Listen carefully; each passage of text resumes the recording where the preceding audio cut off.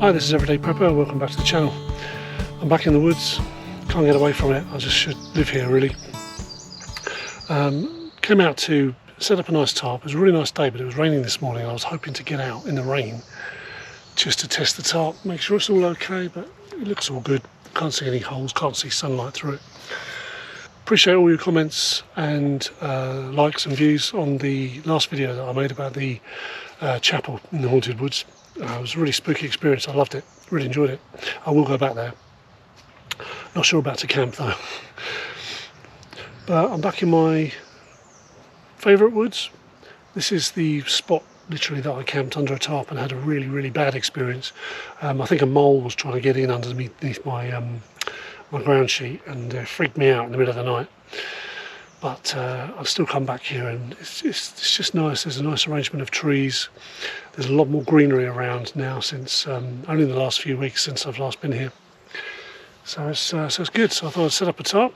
I've done all the tarp. I've set it all up. I wanted to show you something that I found out the other day. And I'll also tell you about something that happened yesterday. So I'm just going to get a brew on. I've got my fire maple. It's really big actually. I mean that cooks that's a lot of water. Don't need anywhere near that amount, but anyway. Get a coffee on. I forgot to hydrate when I came out. I was doing some other filming for an up and coming video that I'm working on, which is fun. But it was a lot of running about, and I'll explain later at another time. Right.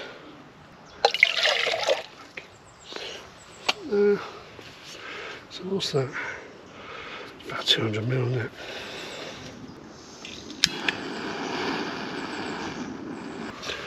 I think my gas is running out and I have no backup for cooking. Schoolboy prepper error number 1. But I've got water with me, so I don't really need a coffee. And I've eaten well this morning. I don't intend on getting stranded in the woods. Although I could sleep overnight. I haven't got a water filter. Yeah, I'm not very prepared really. Anyway, what happened yesterday? I'll see if I can get some footage up. But I'll talk about people during an SHTF scenario, or a role without rule of law. We're currently in peacetime, supposedly. We have rule of law. We have the backup of the various councils and police and all that sort of thing. We've got this neighbour, and she's got this council house to herself. It's a massive 3-bedroom property that she had when she had young kids, but she gets it for life, I think. So she's in there on her own, trying to maintain this property, and it's got a whacking great garden. And every year, she doesn't mow the lawn. Oh no, she gets a strimmer out and literally cuts every bit of grass, blade by blade. Goes around the garden, does all this. And then she gets a load of helpers. She's always got these people helping her, like whether it's the Mormons, these Christians. She had some Turks yesterday helping her. Oh, at least I think that was the accent. And she then piles all the green grass into her incinerator and lights it. And it's usually midsummer or on a really hot day. So the smoke fills the whole neighbourhood. She doesn't bang on anyone's door, let them know, so all your washing gets stunk in. So yesterday my poor chickens were running around in a right flap, literally. We went out the back, all our washing was tainted, next door's washing, there was people shouting at us, thinking it was us. All the neighbourhood was all up in arms about this stupid, idiot woman doing her usual. Told them to put it out, they put it out, lit another fire later. So we've reported them to the council, and I've got an email going, yeah, it's to do with housing, they'll get back to you. Will they ever? We'll see. We complained about it last year, they've done nothing, absolutely nothing. Then even last year she tried to turn around to me and say, oh well, barbecues are illegal. This woman's insane. Right, what I'm trying to demonstrate here is that if you've got that kind of mentality and that kind of idiot, utter thick person, she's a care worker, she works full time and all this sort of stuff, so compass mentos and everything else, but she's just stupid as they come. And so it got me thinking, if people are like that when there's normal so-called law around or authorities around to help you when they don't bother in normal times, what about when there's a slight breakdown of society? It's just not going to happen, is it? You know, you're going to get all these people coming out of the woodwork, these nutters, stupid as, stupid does kind of thing, and they're going to be just running amok with not a care in the world. Like some of these people just run amok anyway without a care in the world and seem to get away with it. You know, I've always had respect for other people, other people's property and everything else. Everything I've lent out to people, even family over the years, like I lent a tent to a family member, comes back trashed, poles broken. You know, what are they doing in this thing?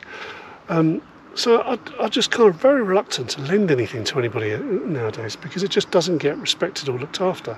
You spend all this money on kit. You know, I do buy some second-hand kit, but a lot of my stuff I've bought new. I get really irritated. So yeah, it's just another one of them things that winds you up, or winds me up. It doesn't take much these days. I'm trying to meditate, be calm, do some forest bathing and everything else, you know, to calm my demeanour. But you know, that's the other point as well, and something I'm looking at making a video on is you know, being calm. And what's your technique? Deep breaths, count to 10. You know, and that's what I'm working on, is some techniques to try and remain calm in a situation. Yesterday I kind of lost it.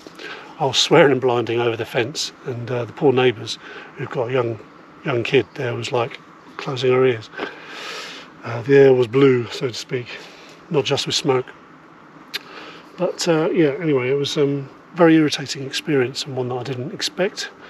Didn't react to it in the best way, really, but hey, hopefully the council will do something. Anyway, that's my whinge out of the way.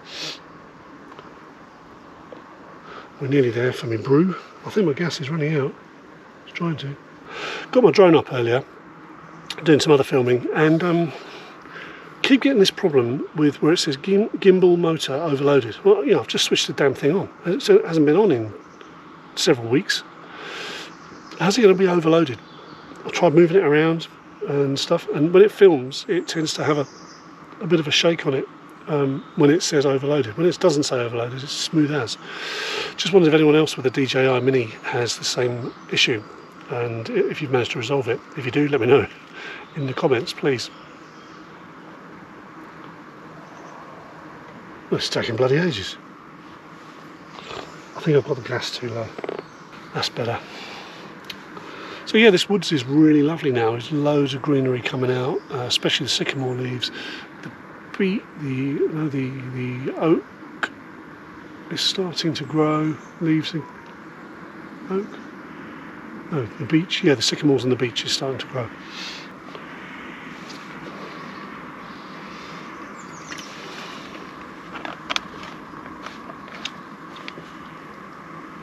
Anyway, we get this brew going, and then I'll show you what I discovered the other day.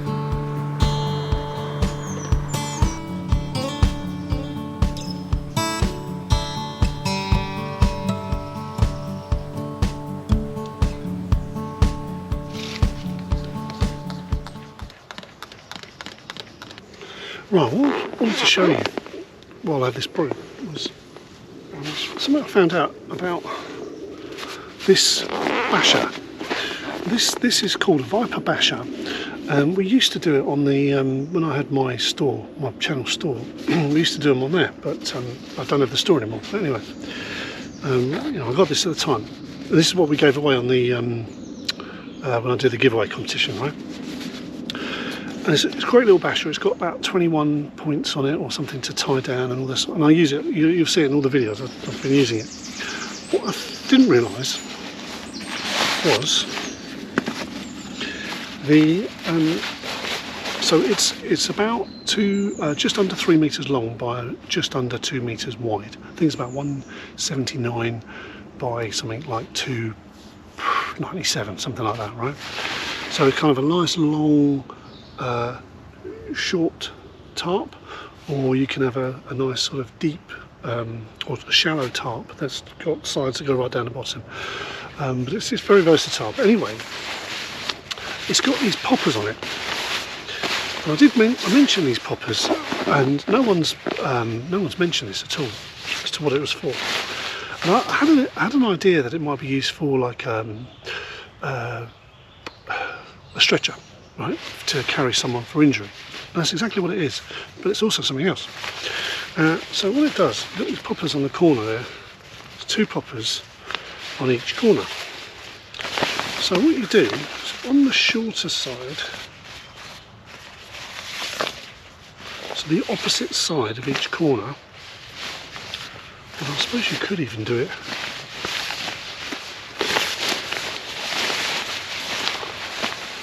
let's have a look. Hold on a moment. No, it's designed to do the short side from the shorter side across, which is here. You got the female poppers and the male poppers, right? So what you do, let me get this right. Fold it in half. Line up your poppers. Sorry if it's a bit of a confined area in here, but hopefully you can get the gist. Right, so it kind of folds it in half like that. And then you put the poppers together like that, right?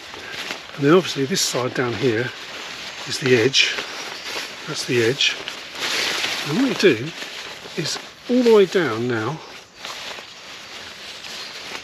with these tags, the poppers line up. So you have to fold it over and you clip the popper on. Right? So that's one edge there, going all the way down. Another popper here. Another one there.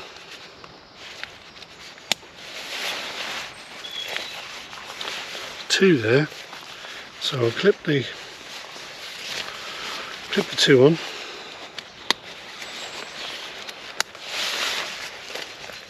One there.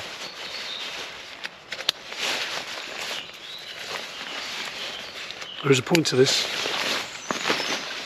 So a few more. Last one. Right.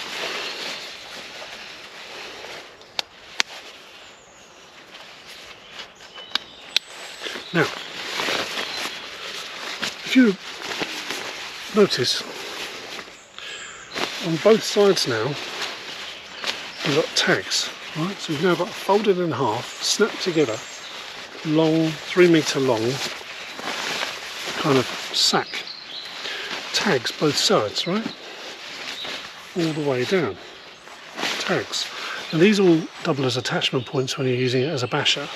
But if you were to put a long stick or a tent pole, a walking trekking pole through there, fully extended, on both sides, you've got a stretcher, 3 metre stretcher, which should hold, should be fairly tough,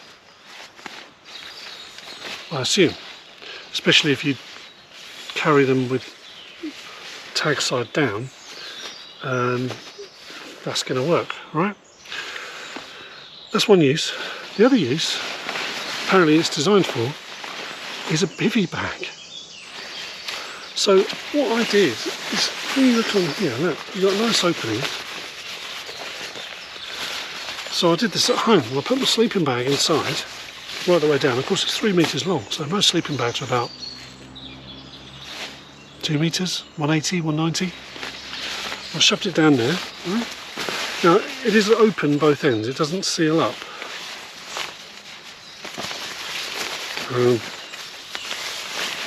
There's no popper on the ends, right?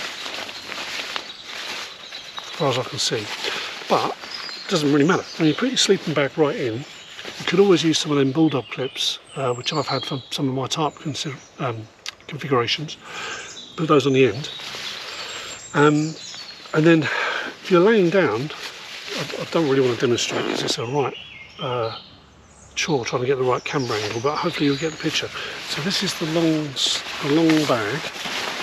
You've got an entrance point there, put your sleeping bag in there, you get in, and you could even pin that, I mean you could have that on top of your sleep mat if you've got a sleep mat, and then you could even prop it up with a tent pole. so that you're fully underneath it, fully waterproof, and you've got the air coming in. That's what I did as I was laying down. Now, of course, I had that on my face if you get right in. But if you have that up, then you're going to be protected by the rain. I mean, you'll probably be under a tarp anyway. So I thought, next time I'm camping, that's what I'm doing. I'm using this as my bivvy bag because I love this basher. It smells good, feels good, it's reinforced. It's just great. Be interesting to see how much you sweat inside it, because I have got a bivvy bag. It's all hemmed in. Really cheap thing. It was about 18 quid, I think, online. But I sweated a lot in it, and it wasn't very. My sleeping bag was soaked. So it'd be interesting to see how, with this being a bit more breathable both ends. So that's what I'm going to camp in next. So I'll stick a link for this in the description. But it's a really good bash. It's an even better basher. I really liked it before, but now I really like it even more, because it's more versatile than I thought.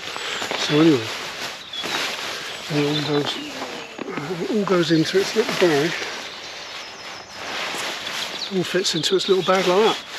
So perfect. Anyway, yeah, so that was a discovery that I didn't even know.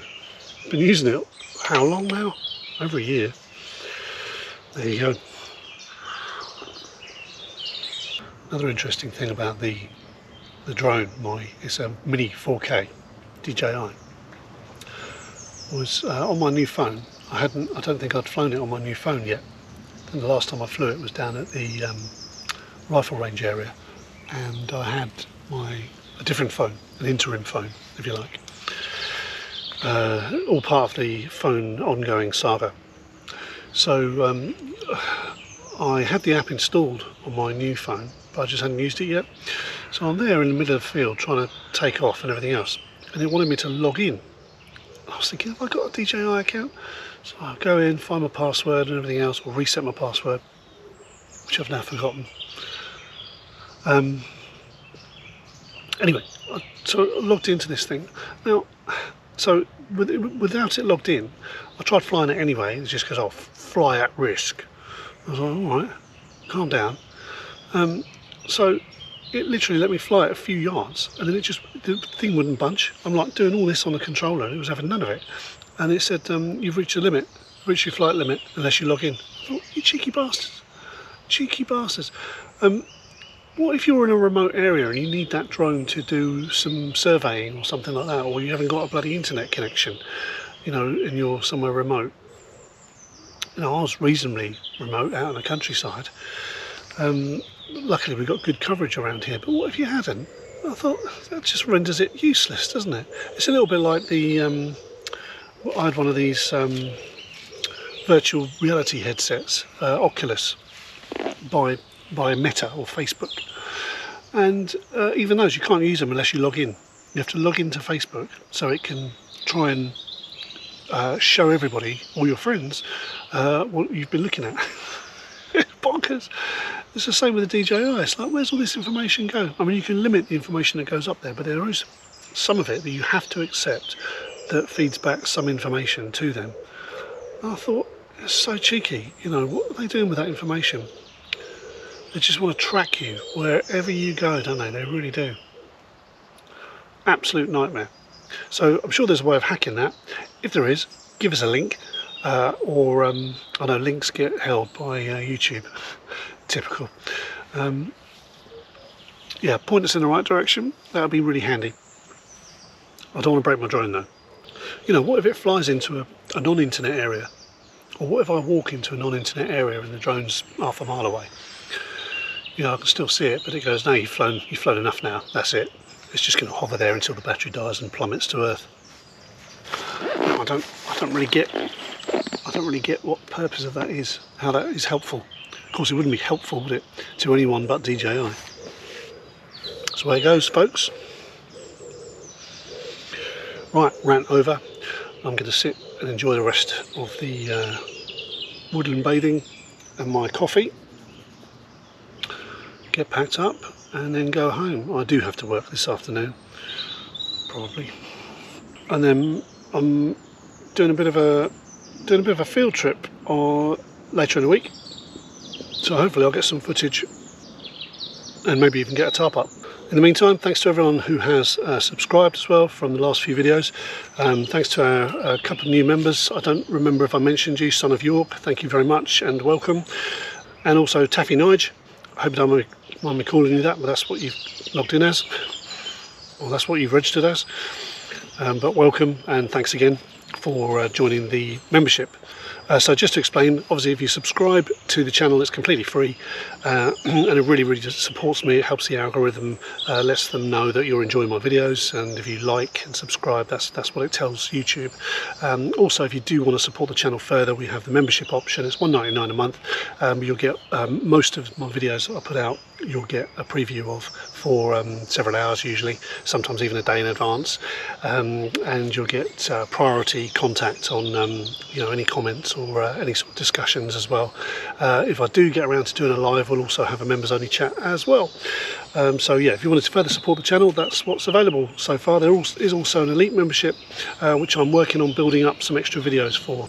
That's a little bit extra a month for those who are really in a position to be able to support the channel further, but bear with while I get some more videos loaded on there to make it worthwhile for you. In the meantime, I appreciate you watching and hope you've enjoyed the woodland. I'm going to soak some more of this up. I'll see you soon. Leave no trace, of course.